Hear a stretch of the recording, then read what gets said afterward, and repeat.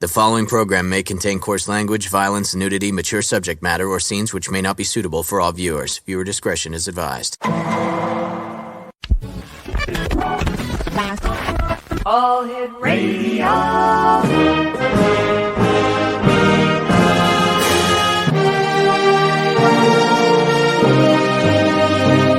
Welcome to the X Zone, a place where fact is fiction and fiction is reality.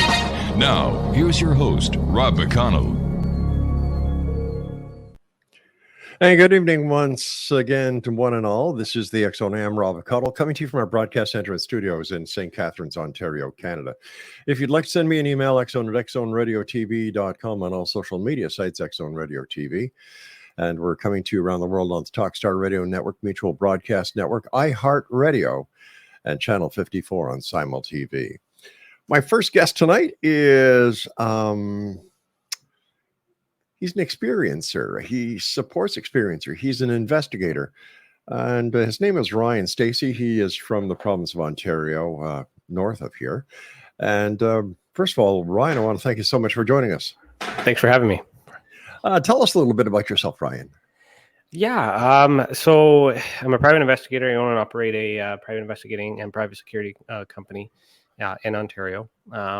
But besides that, I've always been fascinated, involved with paranormal. I was a paranormal investigator for, as a hobbyist for a while. Mm-hmm. When I started my company, I kind of was still loosely into that. But then a couple cases that I got, kind of was like more so into missing persons and whatnot. And I had a case where someone believed allegedly that their son was abducted by aliens. And wow. I actually investigated for that because I would just start my business out at that time. Didn't know too much about UFOs or anything at that time, mm-hmm. but I ended up learning that he joined Scientology. So he wasn't abducted by aliens, but it was, just kind of in that realm of mysticism, I suppose. And I ended up joining some groups. And when I was with those Facebook groups or whatever to locate, over time, I eventually got introduced to an organization called MUFON, which is the Mutual UFO Network. So long story short, in 2015, I volunteered for that organization, and then I moved through the ranks. I became a field investigator, chief investigator for Ontario. Then I was the national chief investigator for MUFON Canada, the entire organization. And then I became the national director of field investigator training. So I was responsible for revamping the model, the manual, and teaching everybody mm-hmm. how to investigate UFOs. Along the way after that, I got involved with the experiencer research team with Kathleen Martin. And I was heavily involved in investigating abduction cases because I started to see parallels between UFO abductions or alien abductions and paranormal encounters.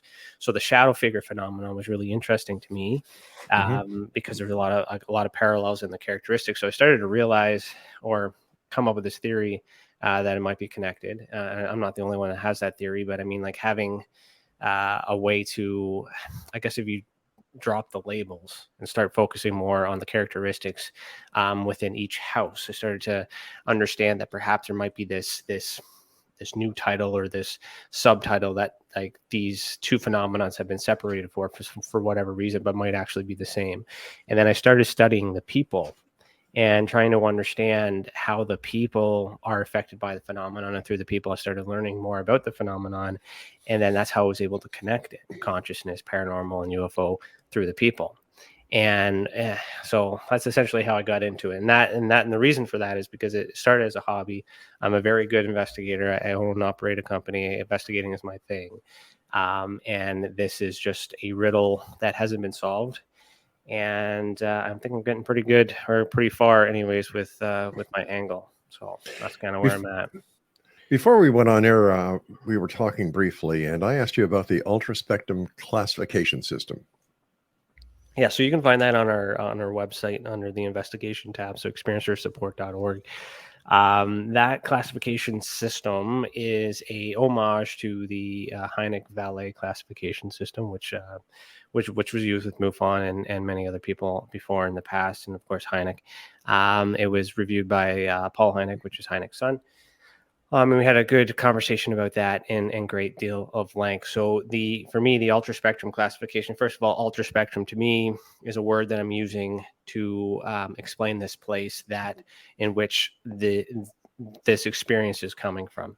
So I'm more so trying to figure out, if this place exists and where this place might be, because there's many different people that are able to tap into, the ether or the consciousness or hive consciousness and whatnot from that. So the ultra spectrum is my word to use that, which is also an homage to John Keel's super spectrum. Mm-hmm. Okay, so the combination between those three minds, and what I've done is I've created a regulated system in which I can bring in aerial activity, so UFOs. I can bring in paranormal activity. I can bring in beings. I can bring in residual evidence, so crop circles and things like that. So just a way to kind of measure all of these events in these categories while removing labels. But it's also designed so that way I can look at what individual has what type of experience and what methods are used to achieve the goal of the experience. So for an example, if we were to compare, a CE5 with a seance. So CE5 is the act of, meditating to, get the attention of extraterrestrials out in space. Whereas a seance is basically using meditation skills to try to get the attentions of ghosts on the other side, or spirits. So in those two situations, one's paranormal, one's UFO, but the constant is the human being, and the human being is using their mind to get into a state of thought and group thought, mind you, and then instant contact is made or assumed, allegedly. So with doing that, I'm through my studies, I'm working on a 4-year study that'll be published hopefully by the end of this year, to kind of identify the type of experiencers that may have the best chance of having an experience, whether they know it or not. So, trying to understand the being as to why they are the way that they are, and then putting more emphasis on us as a human being, to give us more credibility that perhaps we're the ones causing it, we're the ones drawing it, we're the ones doing all these other things, but we have these ideas, our ideologies, that it's coming from an external source, that extraterrestrials are from space and ghosts are from the other side, but maybe it's none of that and it's just us. And so that's kind of how I index it with the ultra spectrum classification system, so that we can kind of prove that, or at least emphasize that hypothesis. When you say just us, what do you mean? Well, so as an investigator, it's in my career, I'm always trying to find the who. It's hard to figure out sometimes it's hard to figure out the what, the when. Well, the when's easy. The how comes later. The why is the biggest one that we want to have answered. But when focusing on the who, it's always easier to, look for a human suspect, because there's more evidence that is measurable, because we're obtainable, we're around.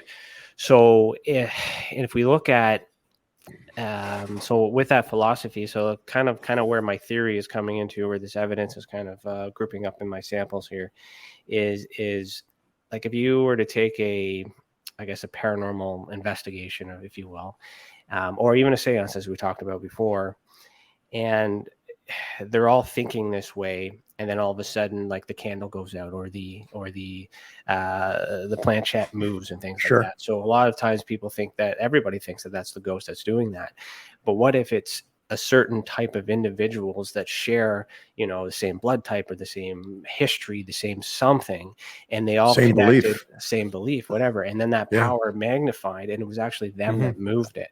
And if I turn it around in that way and use it, then I'm able to study the people and have the people use these psychic abilities, or the psionics, or these remote viewings, any things like that. There's more evidence to suggest that we're capable of doing it. Now, does that mean we were created this way from the beginning? Just when you get into conspiracies, was this added on through abductions? Like, how is this stuff connected? Because it's all connected. Right.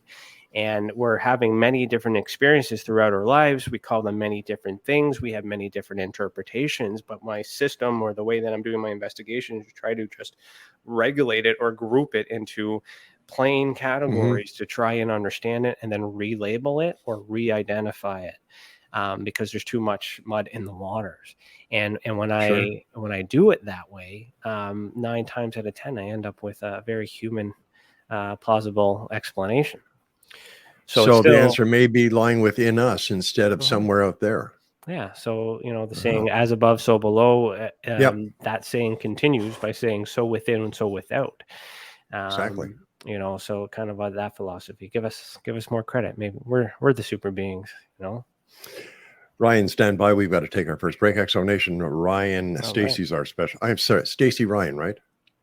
No, Ryan Stacey. Ryan Stacey. I said it right the first time. Yeah, you got it. As our special guest from Ontario. And his website is experienceyoursupport.org. And we'll be right back after the short break. Don't go away.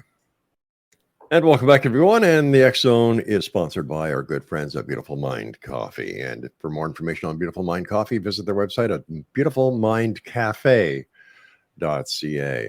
My guest this hour is Ryan Stacey, and Ryan's website is experienceyoursupport.org. Ryan, how is the UFO scene up here in Canada compared to the United States? Are we seeing an increase in sightings? What's going on? Yeah, it's quite interesting. Canada has, I guess, openly admitted the existence of things they can't explain since 1995, or perhaps even sooner than that. So they've declassified a lot of documents way back then that no one's really combed through or looked through.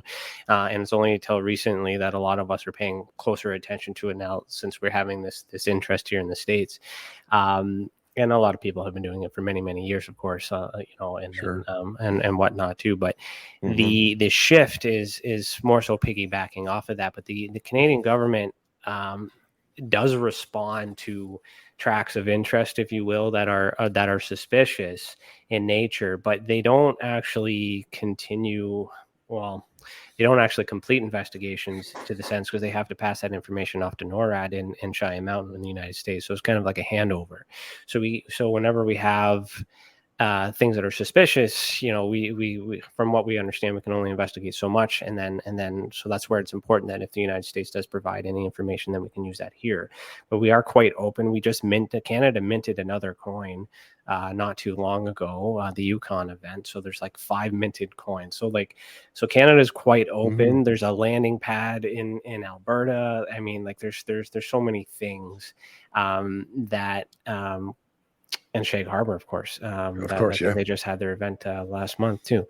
So there's so many things. So they're open about it as well. It's not just Roswell in the United States. So the approach is different. But in recent articles, there's a journalist by the name of Daniel Otis who does amazing work in getting these Freedom of Information requests, and I've been assisting him for a while now. But he's been on his own, and he's doing pretty good. And recently, he's published an article that basically kind of shows how our Canadian government it only responds to things that they consider to be credible threats. And there has been some information or quotes that he has pulled out from the Royal Canadian Air Force, I believe, maybe not, or it might be the RCMP specifically, that it's implied that the United States events are not credible events, which is why they have no interest in it, which, could indicate that the Canadian government is aware, but, under secrecy and all these other things, and our protection of each other and all that political stuff. They're not gonna, tell the world the secrets.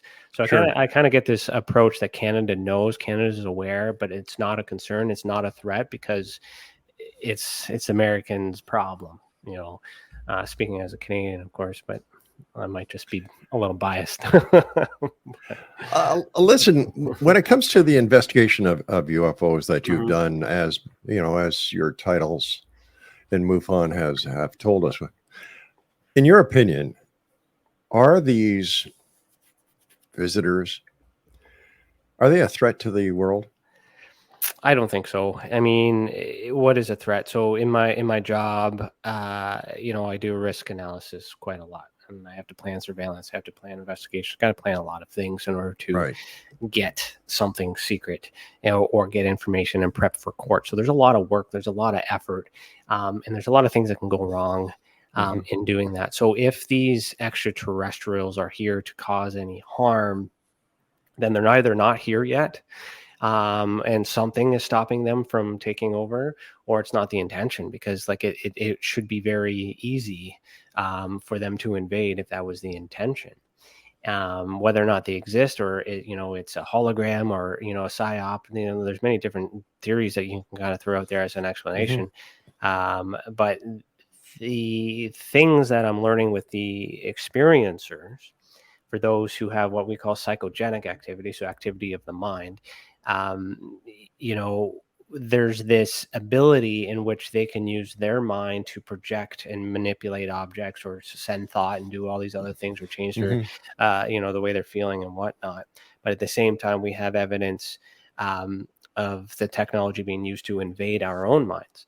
So things like that, if extraterrestrials were behind it, it's very easy and plausible for them to hijack us at any time. So that's kind of where I lean towards the evidence of, MK Ultra, or, Project Paperclip, or Matchbook for us here in Canada. But like there, a whole bunch of, experimental programs of studying things that they had knowledge of. And I don't know, for me, with everything I've investigated, it feels more man-made, or human-made, human-controlled. And if extraterrestrials existed, I would expect them to take over, and we wouldn't have any control, because it's us or them. When you're talking about the psychogenic effect, does it differ in the different areas of a paranormal investigation? For example, Bigfoot, lake monsters, ghosts.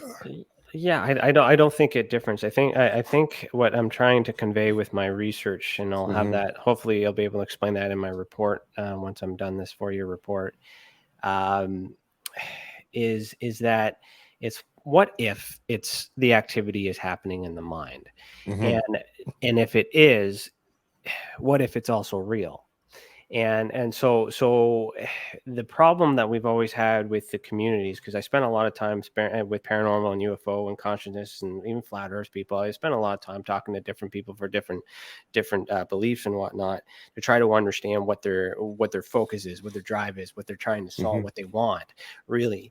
And through that, this I guess the nuts and bolts community doesn't want to dabble into the paranormal consciousness stuff, because it can't be proven, or it can be, unless you can know how to build a case. So as an investigator, I know how to stack evidence. I know how to build a case. I know how to get the answers needed to prove this point.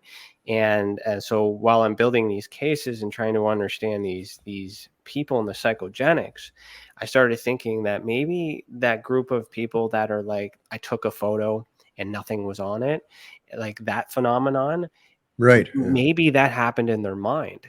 And if it happened in their mind, they saw it, they believe it to be real in this third dimension, but they go to take out a phone and take it, and it's not there. And the explanation is that they saw it in their mind, but they don't know anything about consciousness. They don't know anything about paranormal, because they don't believe in it, and they don't realize that it's connected or part of it. So when I try to educate that on a whole, try to bring these communities together to get that true reading of what may be going on, to identify that it's possible that this stuff is happening in another place. Now, when I follow that method and using my ultraspectrum classification system, and I compare the methods that are used to make contact or have this experience, even with the UFO phenomenon, I have people drawing or taking photos of very similar items. And when you look at the items, you see these orbs that look, the same color, same shape, same pattern. But then if you look at the people, there's a variance. Some of them were meditating before they saw that. Some of them were sleeping when they saw that. Some of them were driving and they were awake and they took a photo of them. So you get various different methods. So to suggest that whatever this particular phenomenon is could coexist between interdimensions, but some people are maybe seeing them in their mind, not realizing it. But then it gets reinforced when I get that one material evidence on this side. And then it'll get reinforced when I get a government document. That's why I'm also pushing on disclosure too, because then I stack the evidence. You have different types. You have analogical, you have hearsay, then you have, so analogical is drawings, then you have hearsay, which is your testimonial evidence, and then you have one picture. Just need one picture that matches all these drawings, and all these drawings all of a sudden become relevant. Why do you think that the U.S. government hasn't followed through on their claims of disclosure? Well, I couldn't say they haven't yet, because there's a report that's due. So, they are doing what they said they would do in response to the security threat that was, or the breach of information, which is essentially what happened. Someone stole private information and made it public and created an issue. So the United States government is now doing damage control to prevent that and any other activity. So now the real, I guess the real opinion will come after we get this report to kind of see what they don't know. But from what I understand, all the big things that everyone thinks knows, like the Tic Tac, that's been debunked by a lot of us civilians on the side and on the outside. I saw that Tic Tac video when I was with MUFON before it even became famous, and I said it was a drone right then and there. Exactly, yeah. And I knew that, and I had the data to prove that, but MUFON wanted to market it. That's a story for another time. But but I'm vindicated now, knowing that at least there is some data that suggests that's what they've concluded. Now, do you trust the media? Are they lying? Like, there's a whole bunch of different things that could affect the mind. But if you look at the facts, and you trust the facts, you trust the process, then I also do the research myself, so it's in line with my own measurements. And so with them debunking all that, or at least identifying all that, and remove the woo, so there's some deflation in these in that realm. But UFOs don't mean aliens. This is unidentified exactly. Or UAP. It is possible. We do know that there's secret budgets. We do know there's secret technology, and we do know that we have enemies, and we don't want our enemies to know what we have. So all this secrecy and all this cover up, it's normal. It makes sense. And what I appreciate about all this is that they're not floating around. We're not being attacked. We're not doing all these other things. So if the government's not telling us anything, then either A, it doesn't exist, or B, it does exist, and it's not. We don't need to worry about it because it's not affecting us, or it may not be affecting us. But the problem is that there's abductions going on, and there's beings being observed, and there's ghosts and all this other stuff. So if they say, a lot will go into this, if they say UFOs exist, then that means it's possible that ghost, Bigfoot, and all these other things exist, which may be something completely different and separate. And even if they don't say anything exists, I believe that this UFO side is machine, man-made, and government, which is not associated with this paranormal and ET phenomenon, which is something separate going on, which is why I think it's happening in this other place. So am I to understand that in your opinion, based on your research, that ETs do exist? Well, the image or the idea exists, at least in the mind. I see. And where that information is coming from, is yet to be determined, because we don't know where our minds go when we dream. We don't even know if the dream might even be the real world. It's just there's a lot of things that we don't understand in that consciousness right yet. And I think that if any of this stuff were to exist, it would exist in that realm. And if it's in that realm, what is it? Well, that's a whole other, that's for the experts. I'm just trying to find the who and the where. Sure. Based on your research and your system, where do you put the Betty and Barney Hill case? I haven't really used the system for them, but I mean, I guess that's an abduction case. So I would classify that as a visitation. I would say on my scale, you get a choice of uninvited or invited. So I believe that would be uninvited. Okay. Because they didn't want that to happen. Meaning they didn't meditate, they didn't ask for it, it just happened.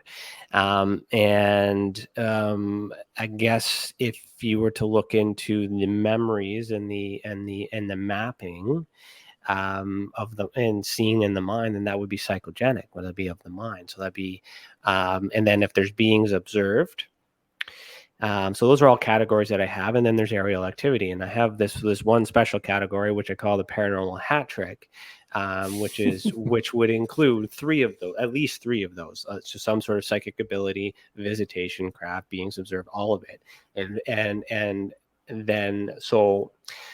I don't have experience or data for Betty and Barney Hill because I can't get their testimony. But I mean, that's how I would categorize it. And I mean, there's a lot. Yeah. I understand. Good job there. Thanks. Stand by, Ryan. You and I have to take our next break. Exonation, our guest this hour is Ryan Stacey. He is in this great province that I live in as well, Ontario. His website is experiencersupport.org. And Ryan and I will be back on the other side of this break, so don't go away.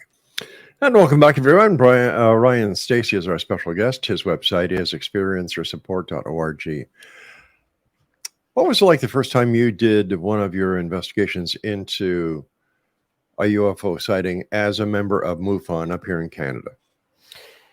Yeah, it was interesting. So my first case was what they would have considered a closed case or a cold case because it was historic, I guess, and based on their, I'll say, primitive knowledge of investigations, because I'm coming in as a licensed investigator.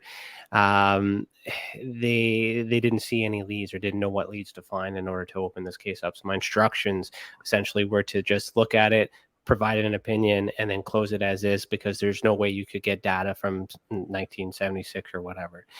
So first case, knowing a thing or two, I decided to, dig into it. I was able to locate the original witness, found the witness, all this other stuff, got a whole bunch of information.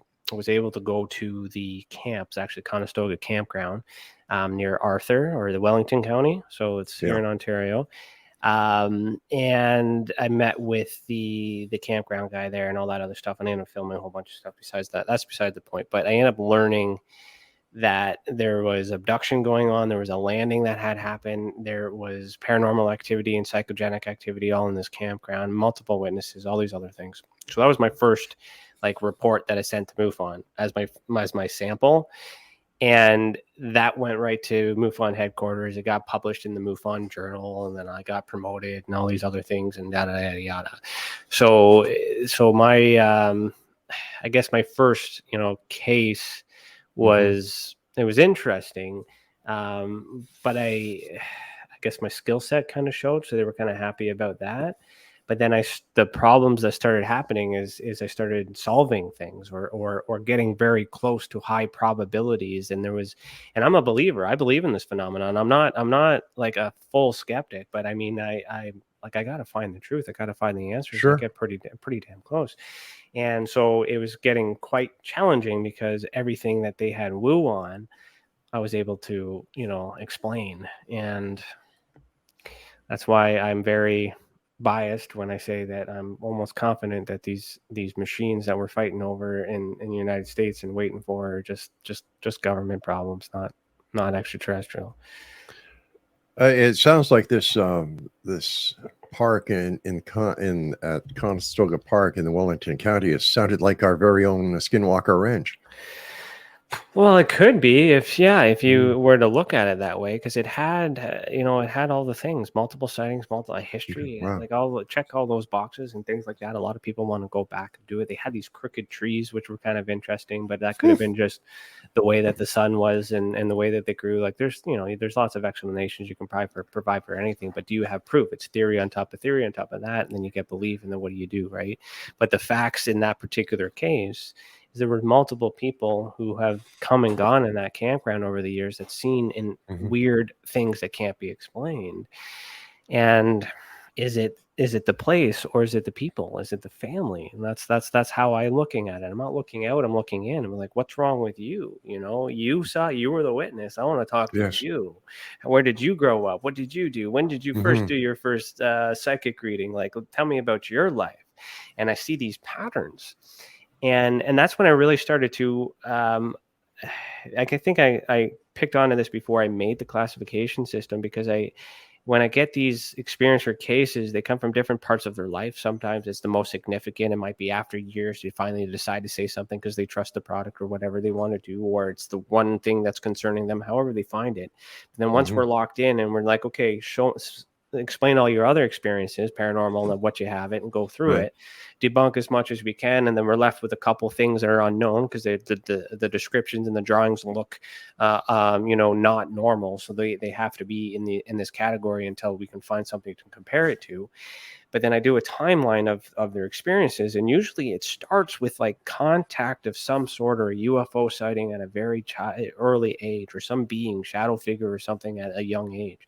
And then you get into the adolescence age, and all of a sudden they're having poltergeist activity. And then you get into their early adult age, and all of a sudden they're paranormal investigators. And then you get into the end of their life, and their psychic readings and their Reiki healers and all these other things.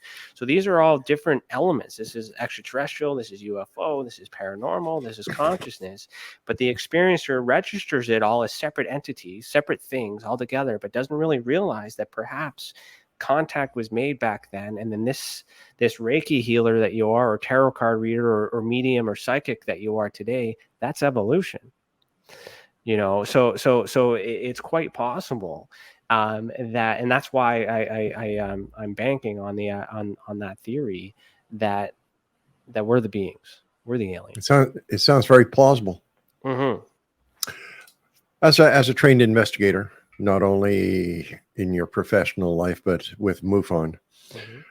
What is your take on these paranormal TV shows? Oh boy. Oh boy. Never mind, this is radio, so okay. It's I like the entertainment. There are some shows I do enjoy. I don't want to say enjoy, because some of them are, they're sad stories because they're victims in sense. But I would rather watch the experiencer testimony and the reenactment than those going in and doing this investigation, on paranormal team. And because I know that they're contaminating evidence, I know that they're contributing to that, and I know that they're trying, and I know that they have this effort in, and there's so many things that are preventing them from getting solid evidence, but the effort is there. And I acknowledge that, and I appreciate that. And so also through the association, so the Experiencer Support Association, I'm creating an academy in which I'm able to teach how to investigate, and I wouldn't say properly, but tools and methods and things to use, so that way when you actually go out and do the things you're already doing it, you're doing it better and you're doing it proper. Because I think the reason why we don't have any answers today is because a lot of us are amateur investigators, and we have the intent, we have the money, we have the passion, but we don't have the knowledge. So if I'm able to show these people just a little bit, or give them a couple clues or little hints, or fix this all up, here's a little warning, and then you go and do the same thing, then the evidence in theory should be better. And so that's the challenge I have, is because the intent is there. You want to entertain. Like, there's so many ways for that to go wrong, and it makes it puts a stain in the sense, but it's also important because there's a lot of people that try. But the thing is too, is I think these paranormal groups, if they have a medium and they go in there and they hear a voice, how do you know they didn't hear the other friend down the room thinking something? And that's exactly right. So a lot of these paranormal groups are thinking outward, not inward. And I'm trying to create awareness of that thought. And, maybe the place isn't haunted. It's just if it's haunted everywhere your team goes, maybe your team has psychic abilities, and you guys are reaching, are expanding off of each other. Stand by, Ryan. You and I have to take our final break. And Explanation, our guest this hour is Ryan Stacey. His website is experiencersupport.org. And I like the way that this young man thinks. We'll be back on the other side. Don't go away. Ryan Stacey is my guest. His website is experiencersupport.org. First of all, Ryan, thanks so much for joining us. It's been a great pleasure having you here on the show. Yeah, thanks for inviting me. Quick question for you. Are you familiar with the Roswell case? I'm familiar with what's been reported and what's been going on all over the place. I dived into it on an investigative point of view, but I know enough. All right, let me ask you something as a fully licensed and trained investigator, okay? You've got the Army intelligence base intelligence officer, Jesse Marcel, goes out to the debris field, picks up debris. At this time, is that debris evidence of something that happened? Yeah, it's an event that would be, depending on what you're trying to measure, that would be evidence of something happening there, of course. right? Yeah. This is something that not very many people question. Mm-hmm. Instead of going right back to the base with this evidence that he's collected, he drives home, wakes up his wife and his son, and lets his son play with this evidence. Mm-hmm. Now, in my opinion, as soon as that happened, this case is over because the chain of custody of the evidence has been broken. 110%. And that makes you question whether or not that was evidence of anything significant. Exactly. Right? And If yet, it was foreign, or if it was like extraterrestrial and had nuclear, or radioactivity, then you bring it home to your kid, that's bad parenting. Yep. But, I'm looking at it from the point of, here we have a captain who's a military intelligence officer of the base. He broke protocol. And as I see it, as soon as that happened, that case is over. It's kiboshed because if this is evidence, it's tainted. And the assessment at the time wasn't of perhaps any significance, or, if you're going to take it and steal it and hold on to it, like, you don't give it to your kid, and things like that. I mean, it's a good point. In all fairness, he did return it to the base after his son played with it. Yeah, contaminated. I just find that so unbelievable that nobody focuses in on that what I consider to be significant point. Yeah, I mean, Roswell, New Mexico is a place where there is a base underground, and there's lots of reasons for things to go to happen there. I mean, then you also, I don't know, like with Roswell, that could be extraterrestrial. It could not be. Circumstantial evidence around that, you have German flying saucer technology that existed. So if they got a hold of one of those, reverse engineered it. Exactly. Here in Canada, we have the Avro. There's only 2 of those made.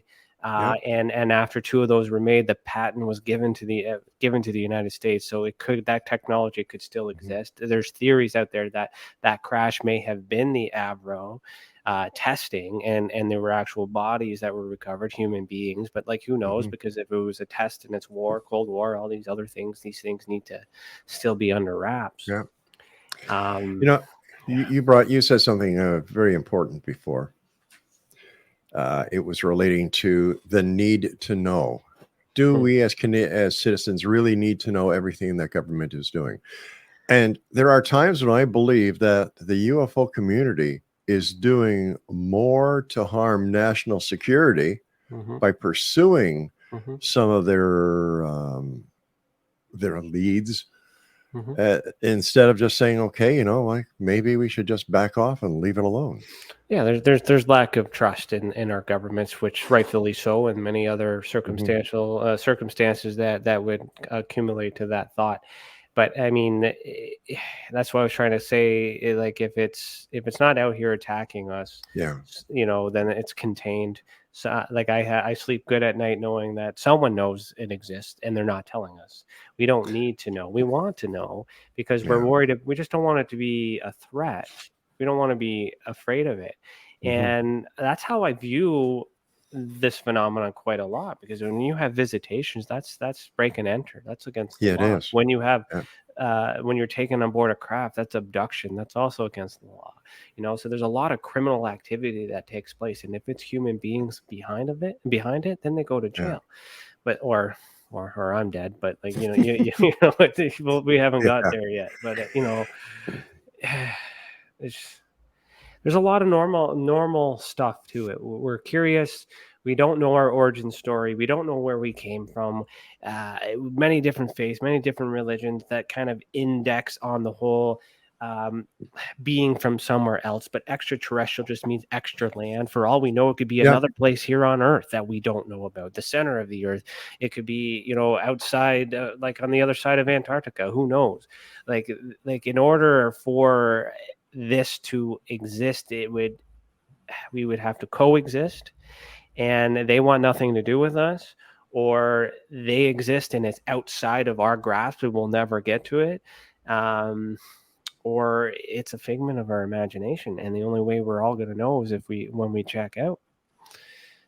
As well as when people like you take it very seriously and are willing to take the time and the effort into doing research that provides a series of data points that could be used not only by yourself, but other members of the research community.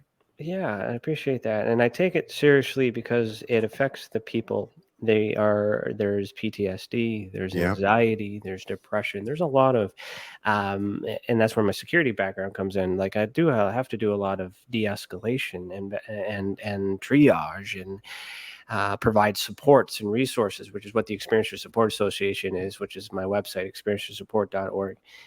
Where not only after investigations I get that information, but I need to also take care of that experiencer and pass them off to, a pseudoscience or a pseudotherapy, like Reiki Right. or hypnotherapist or yoga, spa, whatever you want to do, because we want to cater to the experiencer because they're a victim of something. I may not believe that as extraterrestrial, but I can identify the markers of all the stress, all these stress markers. But they're still victims. Victims of something, victims of crime, victims of sexual abuse, victims of physical abuse as well. And if it's extraterrestrial, if it's aliens, if it's a mask to, sometimes it's a mask to ignore the possibility that was a family member that caused harm. So there's so many human explanations for this, and instead of trying to debunk it, instead of Right. trying to solve it, I'm trying to understand it, so that way I can cater to the being, and as long as the person is no longer living in fear and is no longer afraid and is able to trust some of these things. We may not be able to trust our government 100%, but if you can trust them that they're keeping the aliens away from us, there's a little bit of trust, or these ghosts and things like that. And then if we change that thought, more people are happy, more people are thinking positive, vibration raised, all that stuff that everybody talks about. And this is how, because you got to take care of the people. You're not gonna change the world if you don't take care of the people. Ryan, that time has come when I must say so long for tonight. I do want to thank you ever so much for coming. I love what you're doing, and please keep in touch. Yeah, reach out anytime you want me to come back. You've got a deal, partner. Take care of yourself and be safe out there, buddy. You too. Thank you. My pleasure. Exonation, our guest this hour, Ryan Stacey, his website, experiencersupport.org. I'll be back at the top of the hour as we talk with Chris Grizzly. We're going to be talking about, guess what, gang? Bigfoot. This is the X-Zone. I am Rob McConnell. I'll see you all in approximately 13 minutes from now, so don't go away.